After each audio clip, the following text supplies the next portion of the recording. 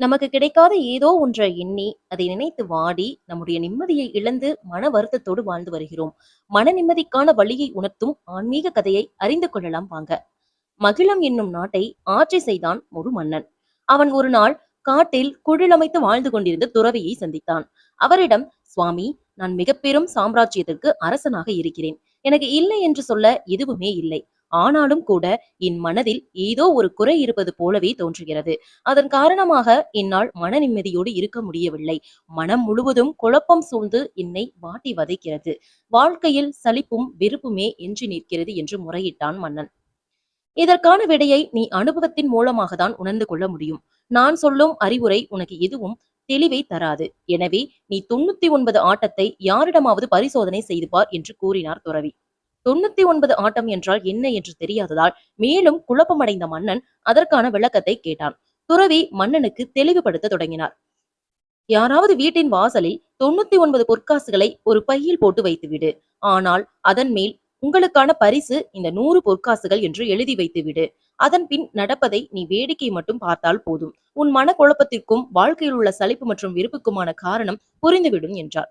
இதையடுத்து துறவியிடம் ஆசை பெற்றுக் கொண்ட மன்னன் அரண்மனை திரும்பினான். பின்னர் யாருடைய வீட்டின் முன்பாக நாம் அந்த பொற்காசுகளை வைப்பது என்று யோசித்தான். அப்போது அவனுக்கு தன்னுடைய அரண்மனை வாசல் காப்பாளன் நினைவுக்கு வந்தான்.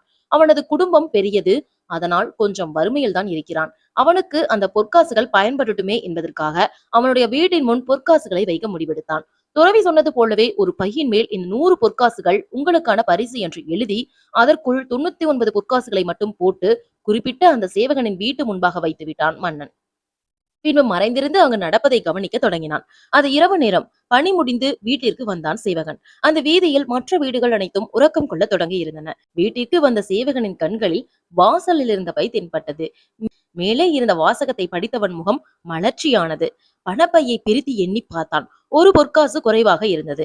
கட்டாயம் அந்த ஒரு பொற்காசும் வழியில் தான் எங்காவது விழுந்திருக்க வேண்டும் என்று அந்த சேவகன் நினைத்தான். உடனடியாக தன்னுடைய மனைவி மற்றும் பிள்ளைகளை அழைத்து விவரத்தை சொல்லி வழி நெடுகிலும் அந்த ஒரு பொற்காசை தேடி அலைந்தான். குடும்பத்தினர் அனைவரும் தேடி தேடி இரவு முழுவதும் அலைந்ததுதான் மிச்சம். பொழுது விடிந்து விட்டது. ஆனாலும் அவர்களின் தேடல் முடியவே இல்லை.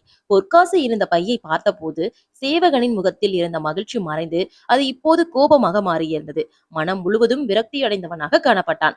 நடந்ததையெல்லாம் ஒரு ஊரமாக நின்று பார்த்து கொண்டிருந்த மன்னனுக்கு 99 ஆட்டம் என்றால் என்னவென்று இப்போது புரிந்துவிட்டது. இந்த உலகத்தையே தன் கைப்பிடிக்குள் கண் அசைவுக்குள் வைத்து ஆட்சி செய்து கொண்டிருக்கும் இறைவன் மனிதர்களாகிய நமக்கு 99 வகையான சௌபாக்கியங்களை கொடுத்து அனுப்பியிருக்கிறான். ஆனாலும் நாம் அதை எல்லாம் மறந்துவிட்டு நமக்கு கிடைக்காத ஏதோ ஒரு பாக்கியத்தை எண்ணி அதை நினைத்து வாடி நம்முடைய நிம்மதியை இழந்து மன வருத்தத்தோடு வாழ்ந்து வருகிறோம். அந்த ஒரு பாக்கியத்திற்காக வாழ்நாள் முழுவதுமே ஏங்கி தவிக்கின்றோம். இந்த உண்மை புரிந்த மறுநொடியே மன்னனின் மனதில் இருந்த குழப்பம் நீங்கியது. வாழ்க்கையில் இருந்த சலிப்பும் வெறுப்பும் அகன்றது. அவன் தன்னிடம் உள்ள சௌபாக்கியங்களை மட்டுமே நினைத்து பூரித்து போனான் மன்னன். இந்த கதை உங்களுக்கு பிடிச்சிருந்தா கண்டிப்பா இந்த வீடியோக்கு லைக் அண்ட் சப்ஸ்கிரைப் பண்ணிடுங்க. நன்றி.